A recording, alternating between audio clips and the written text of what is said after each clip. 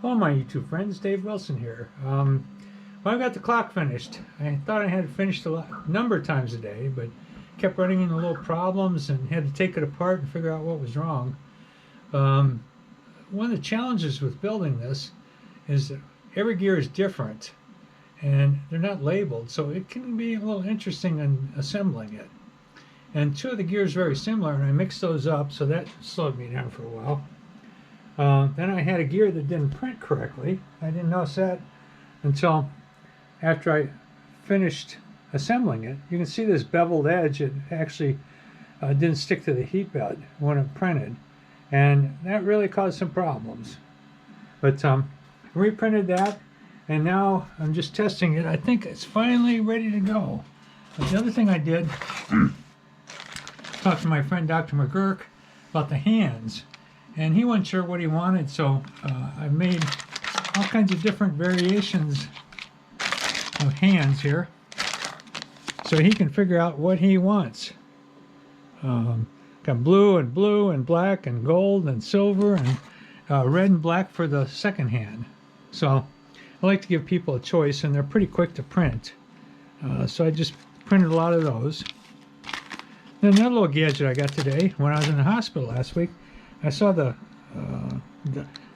some of the staff had these little headlamps that you just plug into a battery, and it's really bright light. And I've had trouble with being able to see some of the tighter places on, like that clock, for example, or the printers. So I got these, and they're about $30, which is a pretty good little deal. I should have had the power supply. I'm charging it upstairs. But so I'm working on that. Got the clock finished. That was sort of a rush project, but it came through pretty well. And I think the piano and the keyboards came out pretty good. And then the other thing I'm working on the Prusa is a lot of people have complained about the nozzles getting hot plastic on them, and then it oozes on the print.